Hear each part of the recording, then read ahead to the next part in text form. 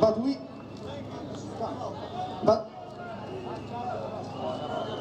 we honest and hard-working Albanians, we know exactly where the money is in the politicians' pockets, and we are here to claim every single penny, and yours too. America, we love you. We are not here to say no to foreign investments, but we got our terms. Mother Nature can't die, must not die. Long live Albanians and Albania.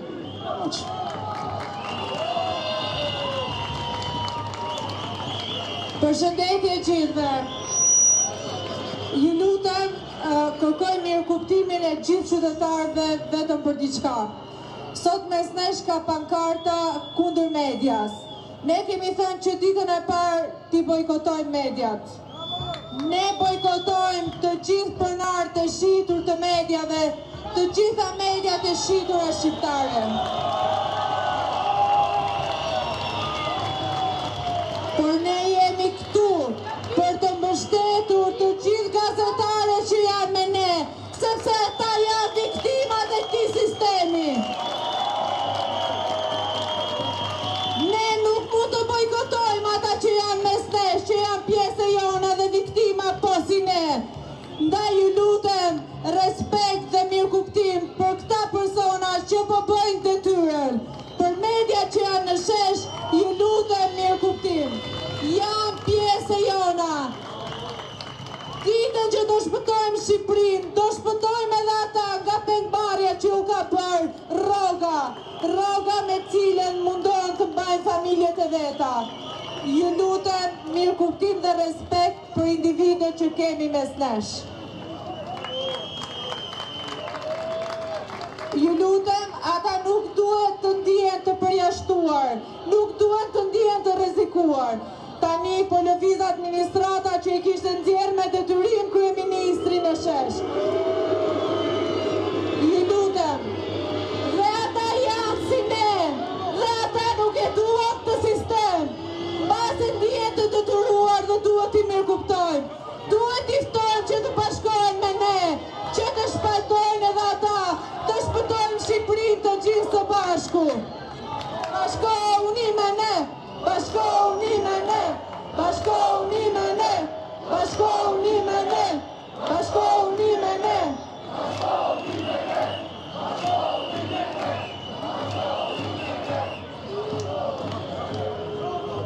Bashkohuni me ne, bashkohuni me ne, bashkohuni me ne, bashkohuni me ne, bashkohuni me ne. Luciana që sa po foli, tonë të thoshtë edhe diçka tjetër.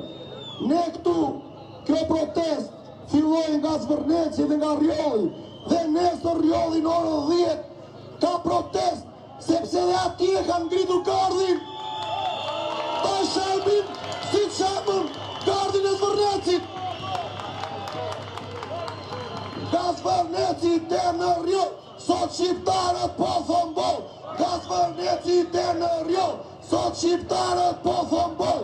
Nga Zvërneci dhe në Rjoll, sot shqiptarët po thon boll. Tashti duhet t'i jap fjalën një aktivisti, një djali qytetar, i cili ka luftuar që ditët e para për çështjet mjedisore.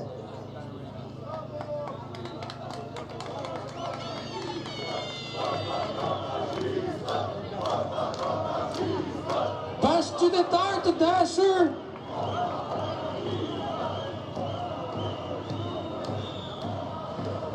dua të përmend edhe një herë këtu mes jush një plagë të madhe të shoqërisë shqiptare prej 35 vitesh, ato të drejtësisë së munguar, të drejtësisë së kapur nga pushteti, të drejtësisë së korruptuar. Për 35 vite, sistemi i drejtësisë ka qenë një plagë e rëndë e cila ka ushqyer korrupsionin e lartë shtetëror. Mbi 100.000 dosje gjyqësore presin sot për të marrë drejtësi e shteti shqiptar nuk ka mjaftueshëm gjykatës për t'i trajtuar ato në kohë. Njerëzit presin me 10 vite për të shqyrtësuar çështjen e tyre gjyqësore. Më thelbësore, së fundi, në vitet e fundit, struktura e posaçme antikorrupsion e ka marrë më në fund, seriozisht, çështjen e hetimit të korrupsionit larg shtetëror. Ato çështje të cilat më herët ishte e pamundur të hetoheshin. Ne jemi sot për t'i thonë Spakut se e ka të gjithë mbështetjen dhe inkurajimin e qytetarëve shqiptar për të bërë drejtësi, për të hetuar zyrtarët e korruptuar që kanë vjedhur me qindra miliona euro nga xhepat tanë, nga taksat tona, nga taksat e fëmijëve të shqiptarëve. Shqiptarët e duan drejtësinë, prandaj të gjithë ata qytetarë të ndershëm le ta shprehin hapur pa frikë mbështetjen e tyre ndaj Spakut.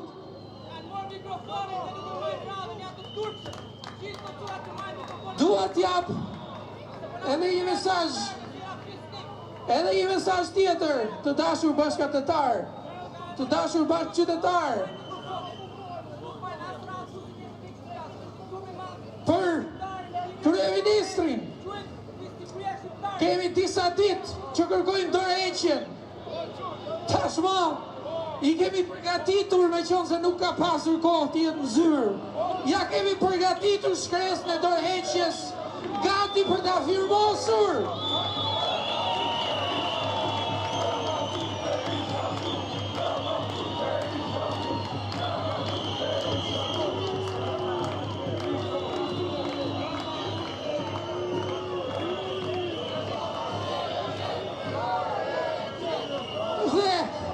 Këtë shkresë dorëheqje tani do t'i kërkoj policisë shtetit të na hapi kordonin dhe të shkojmë ta dërgojmë në derën ta vendosim derën e kryeministrisë, që kryeministri kur të vi ta ketë gati për ta firmosur. A jemi dakord?